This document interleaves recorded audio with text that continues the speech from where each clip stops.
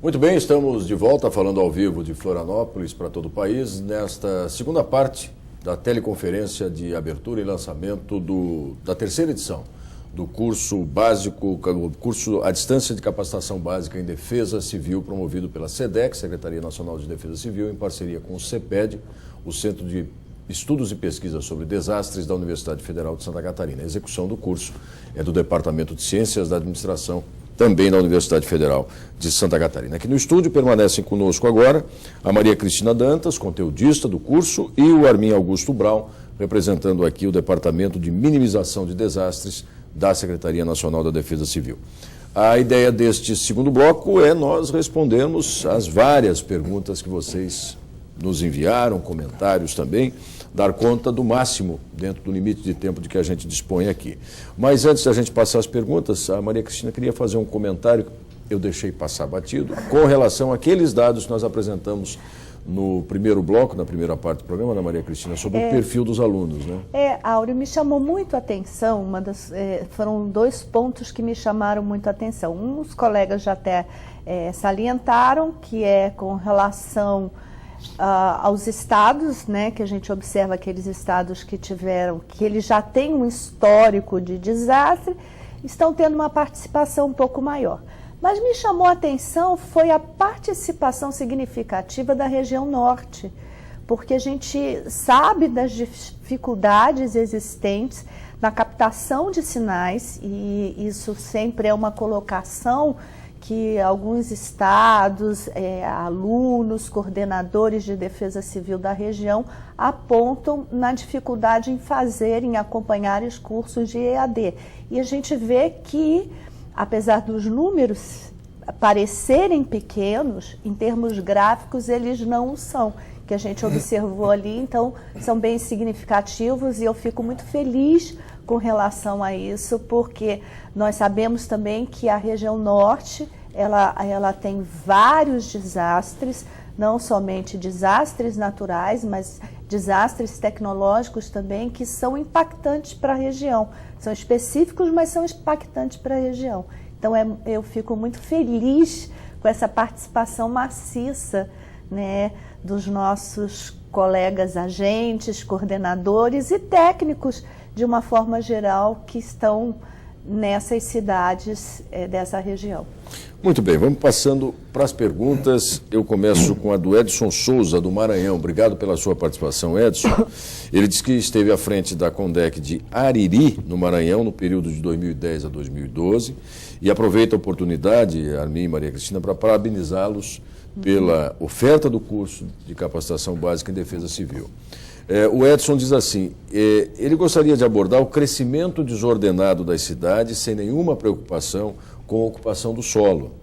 Por que, pergunta o Edson, não colocam em prática o código de postura ou o plano diretor do município? Isso tangencia um pouco com aquilo que você falou, da importância de ter diferentes organismos do município preocupados com as ações de defesa civil, né? Para a gente responder o Edson, Armin. Exato, e aí cabe um papel importante da defesa civil. A defesa civil municipal, além do órgão que faz a gestão de riscos e desastres no seu município, ela tem que ir um pouco além, tem que levar essa percepção de risco às comunidades e às suas autoridades, ao seu prefeito. Então, o gestor de defesa civil municipal é quem vai subsidiar o seu prefeito a tomar as decisões necessárias para que se eliminem as áreas de risco no município, ou minimize esse risco, ou reduza esse risco. Então, esse gestor também tem esse papel. E tem que ser feito realmente um trabalho, Edson, como você disse, muito importante na redução dessas áreas. O ordenamento urbano é muito importante. Nós temos isso como uma das principais metas a serem alcançadas, a redução dessas áreas de risco e evitar que novas áreas dessas aconteçam, novas áreas dessas se instalem. Porque o nosso grande problema, os nossos grandes desastres estão relacionados às nossas vulnerabilidades. Diferente de um país, por exemplo, como o Peru, onde você tem uma grande ameaça, onde todo o chão treme por conta da sismologia, você tem, diferente disso, no Brasil você tem não a ameaça, mas a vulnerabilidade como principal papel causador do risco no Brasil. Então, trabalhar nessa área. E aí vem mais uma vez, repetindo, o papel importante dos órgãos municipais de defesa civil. Orientar suas autoridades, o seu prefeito, os outros secretários, levar isso a eles da importância de que o ordenamento do espaço urbano é fundamental para se eliminar áreas de risco. Quer comentar alguma coisa sobre isso, professora? Essa questão é uma questão que a gente já vem batalhando durante muitos anos, né?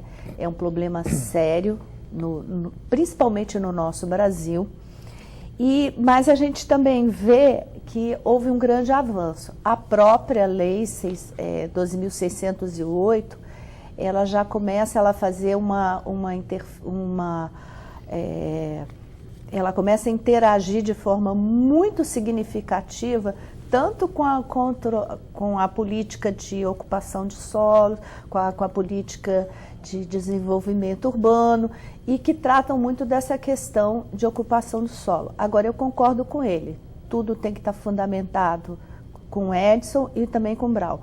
Tudo tem que estar fundamentado no plano diretor, mas para você colocar no plano diretor quais são esses riscos, você primeiro precisa conhecer a história da sua cidade em termos de ameaça e de vulnerabilidade. E é importante a gente salientar uma coisa, porque historicamente a gente tem um caso muito interessante, e aí eu vou partilhar uma curiosidade com todos aqueles que estão nos assistindo, que se trata, na realidade, a gente vai lá reportar na época do descobrimento do Brasil, o nosso primeiro diagnóstico de riscos de Brasil, ele faz referência à enchente, ao desastre enchente. Quando já Padre José de Anchieta escreveu a Portugal dizendo o seguinte, que nos períodos de dezembro a fevereiro, a região de São Vicente, né, que hoje é parte do Sudeste, uma parte considerável, você pega ali principalmente São Paulo, ela sofria grandes tempestades, os rios transbordavam, né, e você tinha um fenômeno que é muito conhecido como enchente. E se a gente observar historicamente, a enchente como desastre no país, ela só passou a ser considerada provocando danos e prejuízos, né, ou seja, sendo um desastre de fato, foi já no início do século passado, né? Tivemos alguns eventos importantes no século XIX, né? Já no fim do século XIX, mas no século, foi ali 1900 e pouco, nós tivemos grandes desastres relacionados à enchente.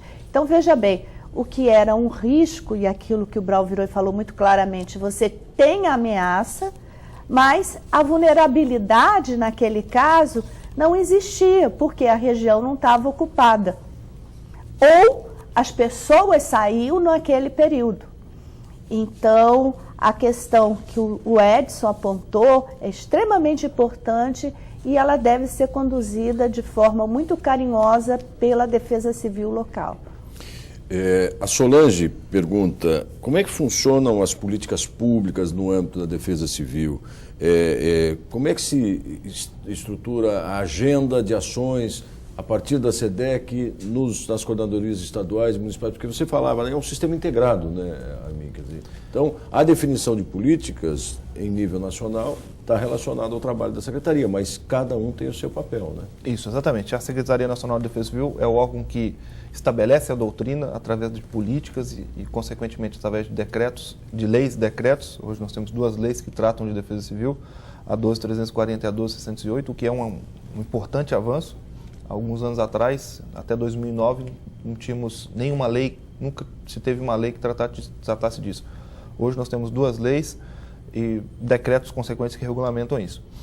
Então, a Secretaria Nacional estabelece o que deve ser feito. E, a partir daí, em cada nível de governo, cabe à Secretaria de Defesa Civil ser o órgão que vai subsidiar a sua autoridade com informações, subsidiar a sua comunidade, subsidiar a sociedade presente no seu ente de governo, seja governo federal, seja governo estadual ou governo municipal, a traçar as políticas que devem ser desenvolvidas de cunho social, principalmente, no âmbito da redução de risco de desastre. Então, a Defesa Civil tem esse papel importante de uma linha uma doutrina estabelecida a partir da Secretaria Nacional de Defesa Civil, que não faz isso sozinha, ela faz isso escutando a Defesa Civil Estadual, escutando a Defesa Civil Municipal, escutando a sociedade, escutando os demais órgãos. Isso é a linha mestra, a estrutura que cada órgão de governo relacionado à Defesa Civil tem para desenvolver em seu âmbito de governo suas políticas.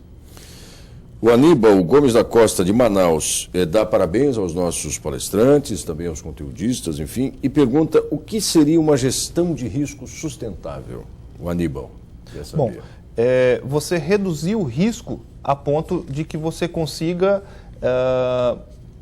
viver nesse ambiente, você consiga ter condições. Então, em alguns casos, você não consegue fazer a eliminação por completo desse risco, mas você consegue diminuir esse risco a níveis que permitam, por exemplo, a habitabilidade em algumas regiões. Então, esse é um tema moderno, um tema novo. Quando logo no início nós falamos da diferença dos conceitos de defesa civil no Brasil, uma coisa foi abordada por você, Áureo. Esses conceitos hoje que a Defesa Civil Nacional adota, essa nossa doutrina, ela está muito mais focada no que a Organização das Nações Unidas estabelece. Então, foi uma tentativa de nos aproximarmos muito mais do que é discutido a nível mundial. Há alguns anos atrás, a gente ficava muito focado no que acontecia no Brasil e não conseguia abrir nossos horizontes para o que acontecia no mundo. E hoje, inclusive, através do que estabelece o Escritório das Nações Unidas para a Redução de Risco de Desastre, nós estamos acompanhando, e essa é uma doutrina. A redução de risco sustentável é um tema novo que nós vemos acompanhando e já está sendo discutido a nível mundial e também estamos fazendo essa discussão a nível de Brasil. Ok. O João Carlos Costa, do Recife, faz um comentário a respeito dessas mudanças recentes na Política Nacional de Proteção e Defesa Civil e se ela efetivamente dá conta de cobrir o que ele fala de lacunas deixadas por políticas ou ausência de políticas anteriores, e se não dá conta, professora Maria Cristina, o que precisa ainda ser melhor, talvez normatizado, formalizado, o que lhes parece para a gente tentar responder aqui ao João Carlos? A gente entende o seguinte, eu já tenho uma longa caminhada, Áureo, de defesa civil. Eu fui lá para a Secretaria em 1990, me considero uma pessoa privilegiada porque participei de dois momentos muito impactantes em termos de defesa civil, que foi o da década de 90, quando nós tivemos o marco do decênio e que deu aquele pontapé inicial para a gente virar e começar a estruturar a defesa civil com uma visão bem mais significativa de gestão de risco. E agora, num outro momento, que a gente transformou tudo aquilo que a gente conseguiu construir em 90 em uma política mais... uma política de fato, que permanente, perene, quer dizer... A visão é essa. Então, a 12608, ela foi um grande avanço, porque pela primeira vez a gente tem uma política nacional de proteção e defesa civil, porque o que nós considerávamos anteriormente como política nacional era, de fato, um plano doutrinário. Se a gente, uma vez que ele tinha metas a serem cumpridas, você tinha programas e projetos, coisas que normalmente numa política de gestão você não tem. Existem algumas lacunas, sim, porque um dos pontos que infelizmente nós não conseguimos inserir na 12608 e que eu entendo que é o ponto principal de fortalecimento do sistema, que é a questão da carreira de defesa civil, de proteção e defesa civil, que é uma batalha nossa desde 92, porque a gente continua e continuará, no meu entendimento, tentando resolver o problema. Mas quando a gente tem descontinuidade de ações, quando a gente tem perdas de memória técnica, que é o que a gente vem vivenciando no Brasil desde 67 para cá, não digo nem da instituição da secretaria em si, mas desde quando se começou a organizar a defesa civil no país, a gente está tendo perdas de memória técnica. Perdas, inclusive, de bancos de dados, de estudos concretos de desastre no país. Então, a gente não consegue, de fato, implantar uma gestão de risco continuada. Quanto mais uma gestão de risco sustentável, que aí você vai mais para o campo econômico, né? Você transformar aquilo que é por exemplo, o conhecimento do desastre, mas você transformar isso numa fonte de renda que gere também benefícios para aquela comunidade e ao meio ambiente. Então, é uma coisa muito mais ampla.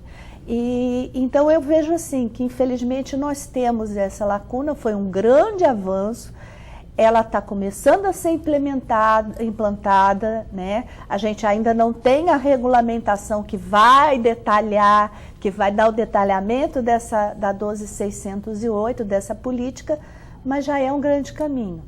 Mas a gente continua precisando de todos que fazem defesa civil para a gente realmente sensibilizar os nossos legisladores da importância e da necessidade de uma carreira de defesa civil. Quando você fala em descontinuidade de ações, enfim, impossibilidade de manter o desenvolvimento, isso vem ao encontro da pergunta do Clodomir aqui, Armin. Ele faz a seguinte explanação, né? Como em muitos municípios o coordenador municipal é cargo de confiança, nos inícios de mandato, principalmente, vemos um total despreparo e uma consequente falta de eficiência de ações. O que ele perde, o Clodomir, o que se pode fazer para mudar essa condição comum no país e realmente tirar as comissões municipais de defesa civil do papel e fazê-las funcionar? Acho que é um pouco complementando a sua manifestação, da Maria Cristina. Bom, muito disso pode ser feito a nível municipal.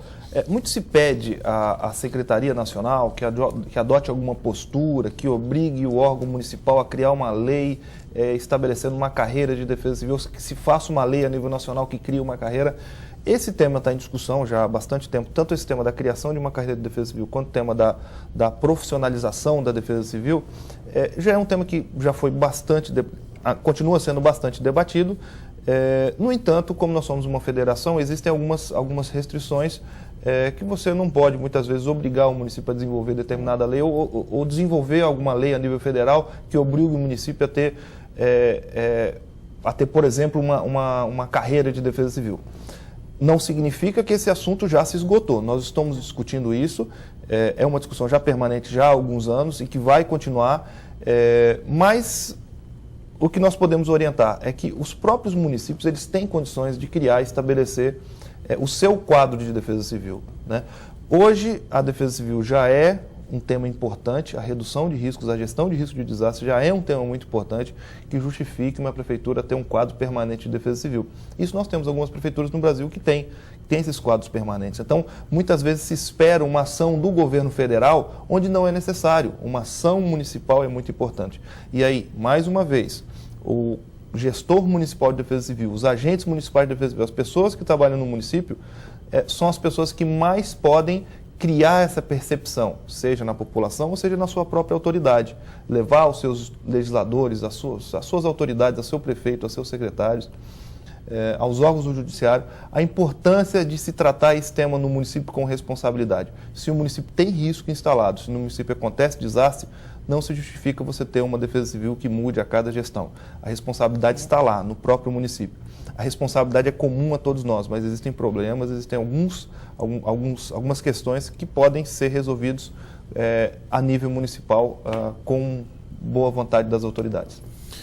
O Daniel traz, e além dele também o Cristiano, não, é o Daniel que faz referência à COBRAD, né, o Código Brasileiro de Desastres, que substituiu o CODAR, era isso, né? Isso. Ele se refere a este, segundo o COBRAD, como excessivamente genérico de resposta aos desastres e não à prevenção, e também coloca que, em nível de coleta de dados e estatísticas, o CODAR, na opinião dele, dava mais opções quanto ao registro, enfim, dos desastres. O que a gente pode falar dessa mudança que houve, professora? Na realidade, a gente tem que observar o seguinte, os focos diferenciados de cada codificação. O CODAR, quando ele foi idealizado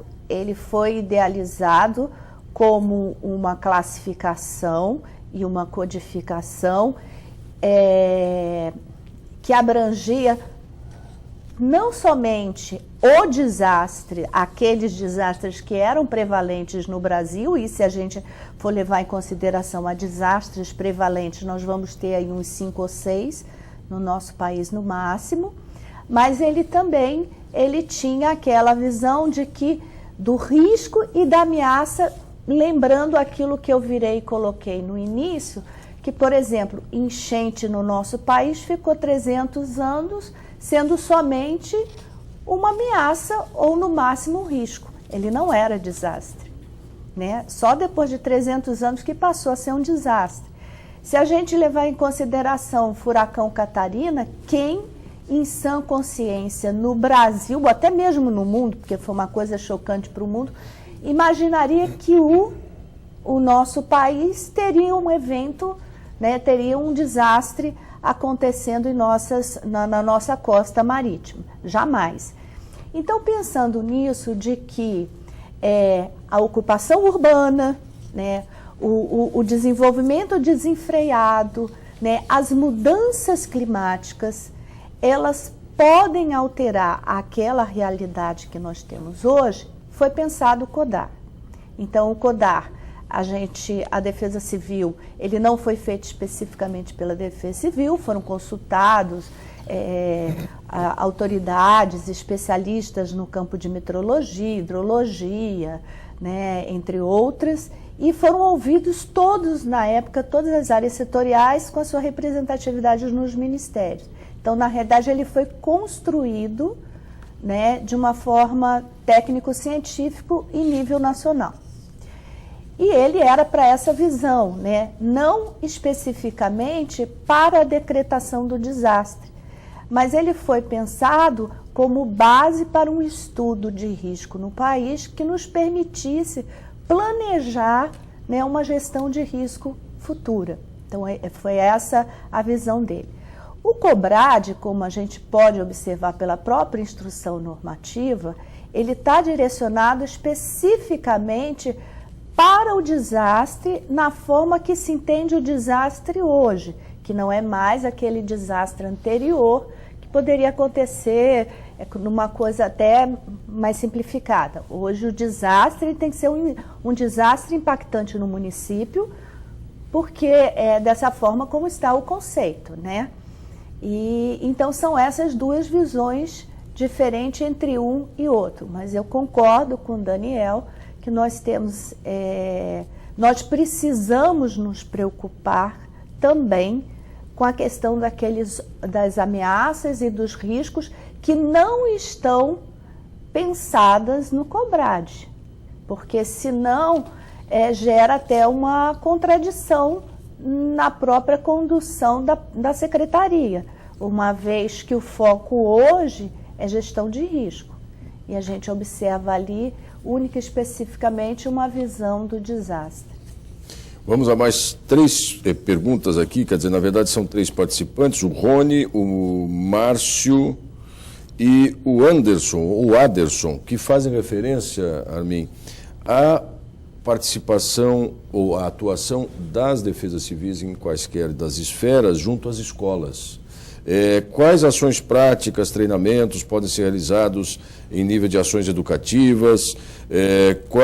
Qual a possibilidade do tema defesa civil entrar no currículo escolar dos jovens? E qual a melhor faixa etária, se é que existe, para iniciar trabalhos de orientação de defesa civil nas escolas? O que a gente pode responder aqui para o Anderson, para o Márcio e para o Rony? Bom, a primeira coisa é dizer que esse tema da defesa civil, na verdade, a gente foca nas escolas porque nas escolas tem crianças, né? E levar esse tema da redução de risco, da gestão de risco para as crianças é muito importante. Nós temos 2 resultados que a gente consegue com as crianças. Um deles a curto prazo. A criança, se levado esse tema a ela com certeza vai chegar em casa e vai sensibilizar o seu pai de determinadas ações que o pai toma, que são contrárias àquilo que a gente prega para a redução de riscos. Vide, por exemplo, as campanhas de cinto de segurança. Quantas vezes nós vimos e vemos, ou conosco mesmo acontece isso, nós estamos no carro e não colocamos cinto de segurança e o nosso filho, papai, você não colocou o cinto de segurança. Os meus, inclusive, criaram a frase, pai, sinto muito. Pois é. Então, a criança ela tem um papel fundamental já hoje, no dia a dia, né, que faz de levar esse tema para dentro da sua casa, para dentro da sua família. E a criança de hoje vai ser o adulto da manhã, que vai ser o nosso gestor, vai ser o nosso cidadão, vai ser o nosso... Bom, vai ser o adulto da manhã, vai estar trabalhando, vai estar... E com isso a gente pode trabalhar para que esse adulto do amanhã tenha uma maior percepção de risco, que é isso que nós buscamos. Então, por isso, sempre se discute esse tema de levar a defesa civil para dentro da escola. O que nós estamos fazendo hoje, e aí, o importante papel que nós vamos ter das defesas civis municipais, nós estamos numa parceria com o Ministério da Educação, desenvolvendo o tema redução de riscos nas escolas, junto ao programa Mais Educação. Já esclarecendo uma pergunta que foi feita na questão relacionada a se colocar dentro do currículo escolar. Uhum. Há muitos temas que buscam ser colocados dentro dos currículos escolares. Meio ambiente, cidadania, uma série de outros temas. Então, já há uma demanda muito grande às escolas de se colocar determinados temas. O que o Ministério da Educação tem optado a fazer isso geraria mais uma demanda para professores, então nós temos tido uma certa dificuldade de colocar isso dentro dos currículos. Qual é a alternativa e a boa alternativa? A educação no Brasil hoje, ela tende a ser uma educação em tempo integral, onde você tem o currículo pela manhã ou pela tarde e no outro período você tem atividades mais leves, mais lúdicas, que levam determinados temas para a criança. E o Ministério da Educação desenvolve um projeto chamado Mais Educação, onde eles fazem essa abordagem. E dessa maneira, levando a defesa civil em períodos como matéria transversal e não dentro do currículo escolar, mas que você possa chegar de maneira ampla dentro desse programa, fora daquele período que o aluno tem, que ele senta na sua cadeirinha na sala de aula e recebe aquelas... Mas abordando de maneira lúdica e levando para a criança o gosto por esse tema. Então nós estamos desenvolvendo esse programa. Nós vamos ter o lançamento, e esse ano nós vamos ter uma ação em 1000 escolas. Estamos planejando fazer uma ação em 1000 escolas, uma ação pontual, que provavelmente será na Semana de Redução de Desastres, onde nós vamos abordar isso. E tudo isso vai ser lançado no Fórum Nacional de Defesa Civil, que é o 10º fórum, que vai acontecer em Joinville, e aí nós já convidamos todas as pessoas que participam de defesas civis municipais, estaduais, qualquer pessoa que está nos acompanhando aqui, que participe desse fórum. Esse fórum vai ser em agosto, 7, 8 e 9 de agosto. Aqui, próximo de onde nós estamos, em Joinville, e vai ser o 10º Fórum Nacional. É o evento mais importante que nós temos na Defesa Civil, é voltado para municípios, e nesse fórum nós vamos ter o primeiro Fórum Infanto-Juvenil de Defesa Civil, e nós vamos ter o lançamento desses programas. Então, e aí nós vamos precisar muito dos municípios. Por quê? As escolas que vão aderir a esse programa nas escolas, são escolas que estão nos municípios. E nós vamos fazer uma campanha, no momento certo, junto aos municípios, para que os municípios procurem a sua secretaria, a Defesa Civil do município, procure a Secretaria Municipal de Educação e faça essa interlocução, incentive o diretor da escola a aderir a esse programa, porque o próprio agente de Defesa Civil vai poder estar inserido na escola, vai estar indo lá, vai ter um público que é um público muito bom de se trabalhar, que é a criança. A criança, ela tem uma mente aberta, ela aprende, ela gosta disso e vai ser um... Quiçá se alcancem os níveis, por exemplo, de consciência com relação ao meio ambiente que as nossas crianças têm hoje, muito mais do que tínhamos, né? Perfeito. E que efetivamente começa por isso aí, quer dizer, eu comparo... pai, o lixo no chão, recolhe o reciclado, né? Eu costumo fazer uma comparação muito interessante do que era o meio ambiente há alguns anos atrás. Você também não escutava falar o tema meio ambiente. Opa. E hoje você já escuta esse tema, está inserido, você tem órgãos municipais, estaduais, você tem na universidade esse tema difundido.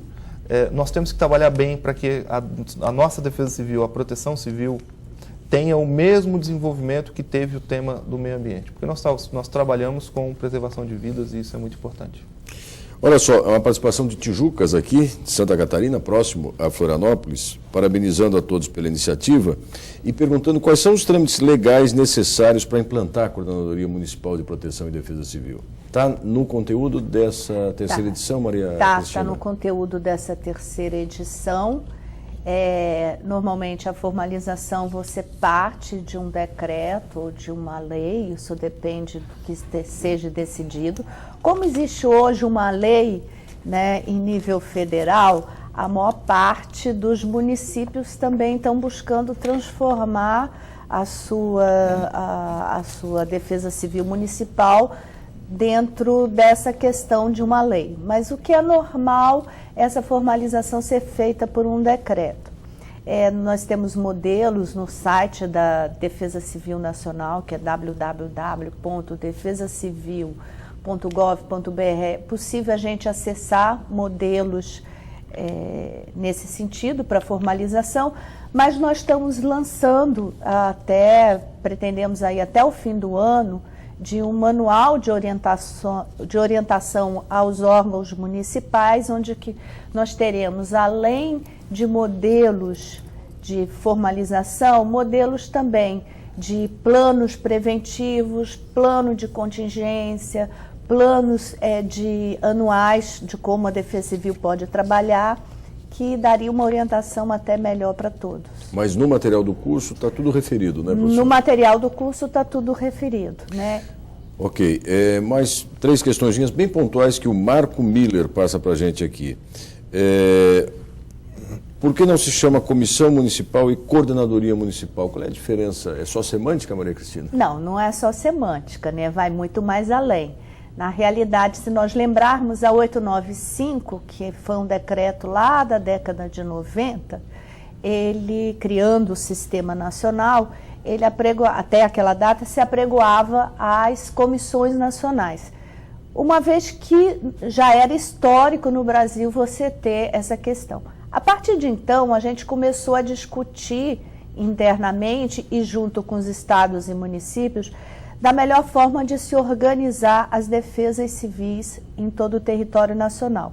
E a gente observava que aquelas, na sua maioria, criadas como comissão ou como comitês, que era muito comum na região norte e nordeste do país, elas não tinham caráter permanente. Então, esse que é o grande diferencial. Então, eles se reuniam quando o desastre acontecia. E por isso é que nós temos, infelizmente, hoje no país, um número mais ou menos de quase 5.000 defesas civis criadas, e se a gente for verificar na prática, se conseguirmos 5% dessas 5.000 defesas civis criadas funcionando, é muito. Então, a gente de lá para cá, a gente vem solicitando que as defesas civis sejam constituídas como órgãos municipais, mas não somente criadas como órgãos municipais. O importante não é você ter a sua coordenadoria criada no papel no seu município. O importante é que ela esteja fazendo gestão de risco e gestão de desastre no município. E os prefeitos também, os nossos líderes municipais, precisam entender o quanto isso é importante e o quanto isso é importante também para todos os munícipes e dar todo esse apoio, esse incentivo às defesas civis municipais. O Marco também pergunta, pontualmente, o CNPJ é o mesmo da Prefeitura ou a Defesa Civil pode ter um próprio? Não, a Defesa Civil, quer dizer, na realidade é o seguinte... É para fins de informação de desastre, você tem um conjunto de documentos, claro. Justamente, é isso que eu queria virar e colocar.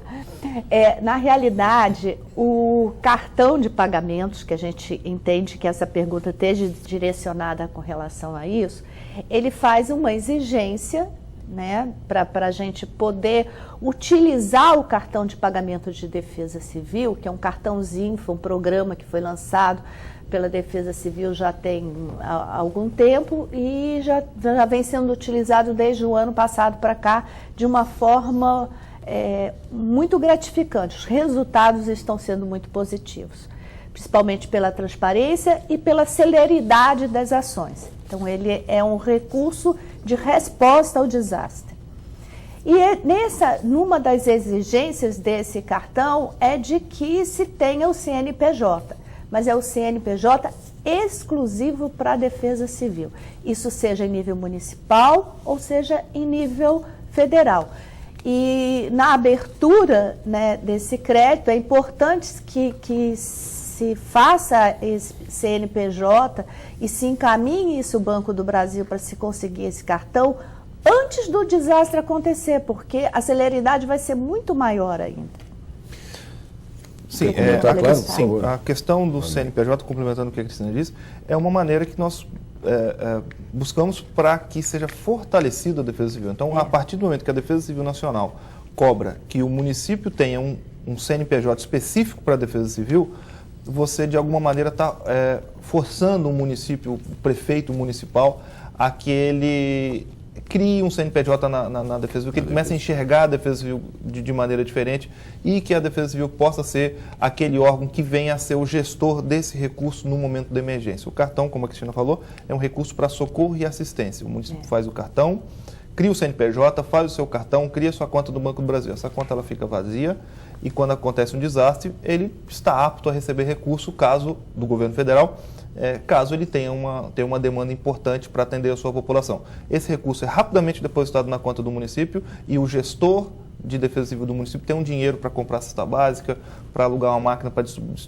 desobstruir uma rua, para fazer uma chegada de água em caráter emergencial, caso uma adutora seja rompida, as mais diversas ações de socorro e assistência à população, objetivando assistência e salvaguarda da população, do meio ambiente, do patrimônio.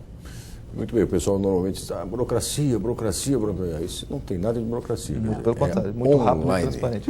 Bom, nós estamos aqui nos aproximando do limite do nosso tempo, mas eu quero fazer o registro, agradecer mais uma vez aí, vou tentar falá-los todos, o Marco, o Stanley, Davi, Daniel, que também parabeniza a todos, obrigado pela sua participação, Daniel, Carlos Belo, Devaldo, enfim, Edson, Solange, Aníbal, vários de vocês, João Carlos, Clodomir, já falei de novo aqui o Daniel, Cristiano, olha gente, obrigado mesmo pela participação. Tem outras perguntas, né, Cida, que não deu nem para a gente incluir aqui, porque o tempo é curto. Agora, como normalmente a gente faz, a gente reúne todas as questões que foram trazidas na teleconferência e depois a coordenação do curso tenta, na medida do possível, passar isso para os conteudistas, para os representantes institucionais aqui das entidades que participam e promovem esse curso, mas, sobretudo, essa possibilidade de interação com vocês é que torna mais dinâmica essa teleconferência. Professora Maria Cristina Dantas, um prazer mais uma vez tê-la aqui conosco, ela que é conteudista, enfim, vai estar acompanhando o andamento do curso. 2 minutinhos aí para a senhora falar com os nossos 2.347 brasileiros e brasileiras que estão fazendo esse curso. Pois é, eu desejo a todos vocês muita sorte, como o professor Dalmal virou e colocou aqui anteriormente, nós precisamos nos organizar. Esse é o primeiro curso, virão outros, mas o mais importante é que esse curso ele está vindo no momento de alteração de conceitos, alteração de diretrizes e de normas. Então, a gente observa que, e até mesmo pelo próprio perfil que foi colocado ali, a gente observa que tem muita gente experiente aí no caminho. Tem alguns aqui, e isso fortalece muito o curso, que às vezes tem uma bagagem enorme de defesa civil aí para contribuir. Então, participe dos fóruns, né? Troquem experiências, isso é que é o importante, porque a defesa civil, ela não é, a proteção e a defesa civil, ela não é estática, né? Ela é extremamente dinâmica. E as experiências, elas precisam ser compartilhadas. Então, a palavra que eu deixo aqui é essa troca de informação, muita força, sucesso no dia a dia de vocês e persistência. Obrigado, Maria Cristina. Armin Augusto Brown, da Secretaria Nacional de Defesa Civil, também mais uma vez obrigado pela sua participação, pelos esclarecimentos aqui para as perguntas que nós conseguimos responder no tempo. Parabéns pela iniciativa de mais essa edição do curso. Bom, nós agradecemos a oportunidade de estar aqui, de poder esclarecer essas dúvidas, falar um pouco, fazer essa abertura dessa importante atividade. Não poderia deixar de destacar aqui o importante papel que tem a Universidade Federal de Santa Catarina, através do Centro de Estudo e Pesquisa de Desastres, que em parceria com a Defesa Civil Nacional, já há alguns anos nós temos essa parceria, essa cooperação, que vem desenvolvendo mais essa atividade. Esse centro é um centro muito, muito importante. Nós estamos levando essa ideia da instalação desse tipo de centro para outros estados do Brasil, porque é muito importante você ter a universidade tratando desse tema, levando a outros rincões que não só o executivo municipal, estadual, federal, essas ações de defesa civil. E queria parabenizar os senhores por estarem realizando esse curso, pela iniciativa de buscarem estarem inseridos nesse tema. Dizer que nós desejamos sucesso nesse curso, que todos consigam concluir com sucesso essa capacitação. A Defesa Civil precisa de vocês. Eu garanto que grande parte, ou todos que estão aqui, já estão como eu, como a Cristina, já como você que nos falou agora há pouco, inoculados pelo vírus da Defesa Civil, que esse depois que nos contagia, pela importância do trabalho, pelos resultados que a gente consegue alcançar, não consegue nunca mais deixar de pensar e trabalhar com isso. Então, os senhores que estão sendo inoculados agora tenham um bom curso e que consigam chegar ao final desse curso e trabalhar essa Defesa Civil para melhorar cada vez mais. Muito obrigado. Mais uma vez, obrigado aos nossos convidados. Também esteve conosco aqui, mas teve que ser um pouquinho mais cedo, o professor Marcos Dalmau, representando o CEPED, a Universidade Federal, o Departamento de Ciência da Administração. Mas obrigado, sobretudo, a vocês que nos acompanharam ao longo desse programa, participando, mandando as suas dúvidas, sugestões. Acompanhe no ambiente virtual do curso, que já está disponível, já está ativo, a programação das próximas teleconferências, de um próximo encontro. Participe, estimule os seus colegas, troque experiências, só para reiterar o que disseram, faça as atividades, aproveite a presença do seu tutor, ainda que à distância, porque ele pode lhe orientar, e aproveite ao máximo as atividades propostas por esse curso, que nós temos toda a convicção que você será mais um dentre todos inoculados, como disse aí o Armin, com essa questão da defesa civil e da proteção. Obrigado, gente, obrigado a vocês, até uma próxima oportunidade.